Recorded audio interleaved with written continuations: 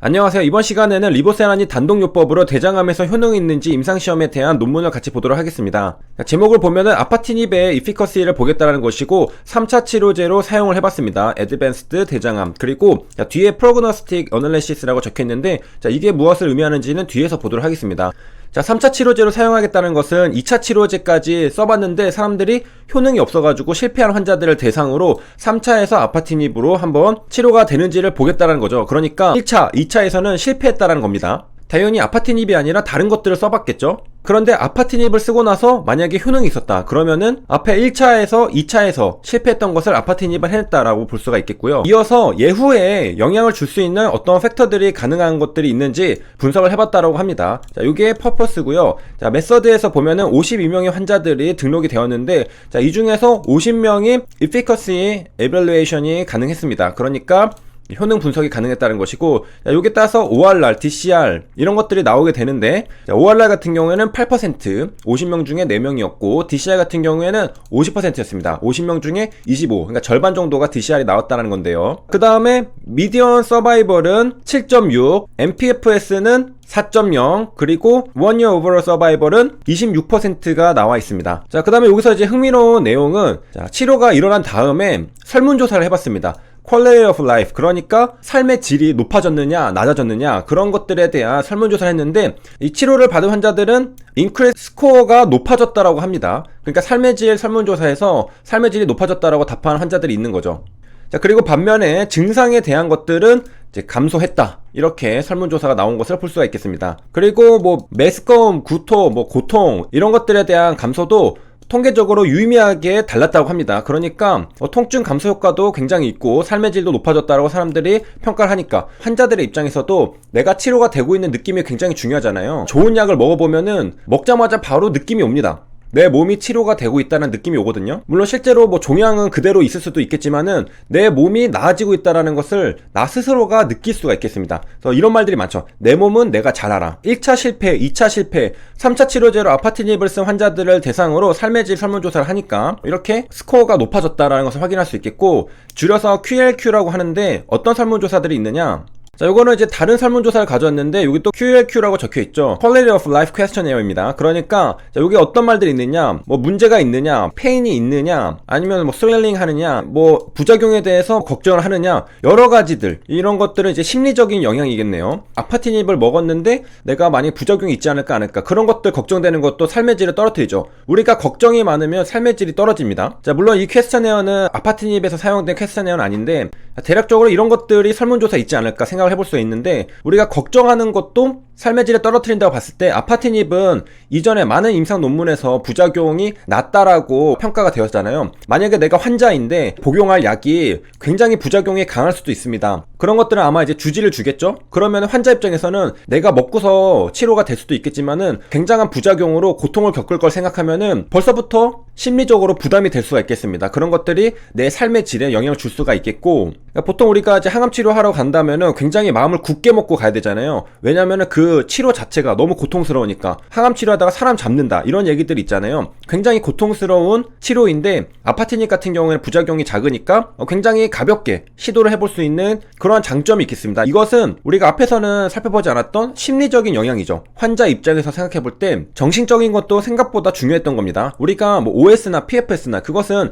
객관적으로 오래 사느냐, 프로그레션이 멈췄느냐 그런 것들을 보는 거지만 심리적인 영향도 요 퀘스처네어에는 들어가 있다. 또 여기도 이제 worried라고 적혀 있습니다. 이런 것들은 심리를 물어보는 거죠. 합병증 같은 거에 대해서 걱정을 하느냐. 그래서 기간별로도 물어보는 것 같습니다. during the past week, 그러니까 지난주, 그리고 지난 4주 동안 또 물어보는 것들도 있고, 그리고 또 다른 설문조사 보면은 미래에 대해서 얼마나 희망적으로 생각하느냐, 이 어려움을 극복할 수 있을 거라 생각하느냐, 얼마나 긍정적으로 느끼느냐. 이런 것은 이제 부작용의 우려와는 또 다른 측면으로 약의 효능이 좋다라고 환자가 느끼게 된다면은 굉장히 미래에 대해서 긍정적으로 생각할 수 있겠죠. 우리가 전의를 상실한다는 말이 있습니다. 너무나 압도적으로 내가 이길 가능성이 없다고 생각할 때 그냥 주저앉아 버리잖아요. 그런데 이 약이 효능이 있을 것 같다, 이 약으로 나는 치료될 수 있을 것 같다라는 믿음이 생기게 된다면은 절대로 환자는 전의를 상실하지 않습니다. 끝까지 싸워서 이겨보려고 하지 중도 포기를 하지 않는 겁니다. 우리가 포기하게 되는 것은 절망적인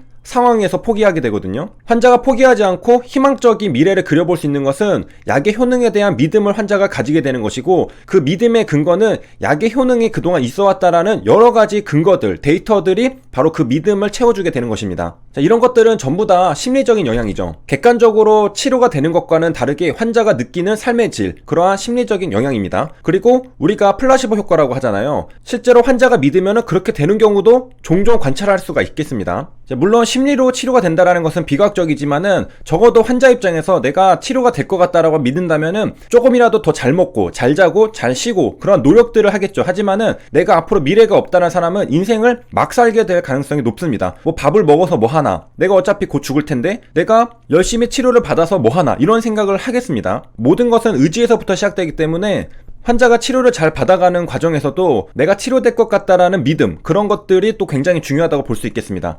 그래서 이제 다른 설문조사를 한번 봤지만은 QLQ라고 하는 삶의 질 설문조사에는 저런 내용들이 담겨있다는 것을 우리가 생각해 볼 수 있는데, 자, 그런 측면에서 저런 스코어에서 상승이 있었다는 것은 아파티닙 치료를 받은 환자들에게서 어떠한 긍정적인 영향이 있었다는 것을 확인할 수 있겠습니다. 그래서 HLB 홈페이지에서도 마찬가지로 리보세라닌 투약 이후 환자들의 삶의 질이 증가하는 것으로 나타나서 치료제로서의 가능성을 확인했습니다라고 말을 했습니다.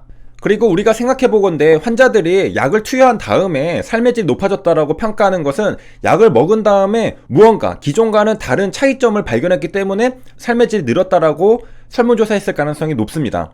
자, 그런 것들은 차차 임상시험을 하면서 밝혀나가야 될 일이지만은 분명 이 환자들은 1차 치료 실패, 2차 치료까지 실패하고서 3차 치료제로 넘어온 환자들이거든요. 이런 환자들 앞에서 벌써 2번의 실패를 겪었습니다. 미래가 없다고 생각할 수 있겠지만은 그런 환자들이 아파티닙을 사용하고 나서부터 삶의 질이 증가했다라고 평가한 것은 의미가 있다라고 볼 수 있겠습니다. 그러한 근거들 중에 하나는 내가 부작용이 줄었네? 라는 것들이 있겠죠. 아파티닙을 먹고 나니까 증상들이 좀 없어졌습니다. 그러면은 뭔가 효능이 있구나, 이렇게 느낄 수가 있겠습니다. 자, 올라가서 또 아파티닙을 어떻게 복용했느냐, 메서드 측면에서 보면은 아파티닙 메실레이트라고 적혀 있습니다. 아파티닙을 500mg QD라고 적혀 있는데, 보통 이제 아파티닙 논문들 보면은 500mg으로 시작을 하는 경우가 굉장히 많습니다. 이게 거의 뭐 기본 세팅이라고 볼 정도로 500mg이 많은데, 요번에 QD는 우리가 저번에 공부한 적 있죠. QD는 하루에 한 번 먹는 겁니다. 아파티닙을 하루에 한 번 먹는 거고, BID는 2번, TID는 3번, QD는 4번, 이렇게. 다른 것들은 앞글자가 연결이 되어 있기 때문에 외우기 쉽지만은 QD는 조금 외우기 힘들다고 했죠. 그래서 그냥 외운다. 그 다음에 이제 하나 더 보면요, PRN이라는 게 있습니다. 이것은 피로심하다라고 하는데, 예를 들어서 내가 뭐 수술이나 뭐 어떤 통증이 있을 때 그때 약을 빠르게 받고 싶은데 그 아플 때마다 의사가 그때그때 처방을 줄 수가 없습니다. 의사도 바쁘니까 그때는 이제 환자에게 PRN, 이것은 약 처방을 내리고서 끝에 PRN을 붙여두면은 환자가 필요하다고 할 때마다 간호사가 바로바로 환자에게 약을 줄 수가 있겠습니다. 그러니까 환자가 필요할 때마다 의사한테 처방을 받는 그런 과정이 생략이 되고, 의사가 처방을 내릴 때 애초에 PRN이라는 것을 붙여둡니다. 그러면은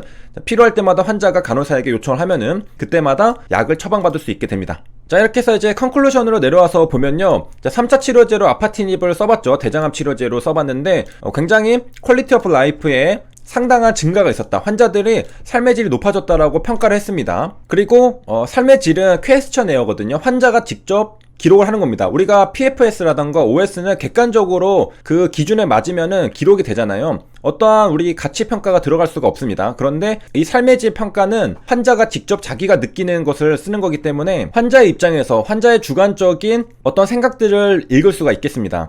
물론 이제 PFS도 살짝 의사의 주관이 조금은 들어가는데 퀘스처네어보다는 훨씬 작죠. 그리고 우리가 OS, PFS에서는 보지 못했던 환자들의 심리적인 영향, 그런 것들도 굉장히 중요하구나 라는 것을 볼 수가 있었습니다. 그래서 여기까지 시청해주셔서 감사합니다.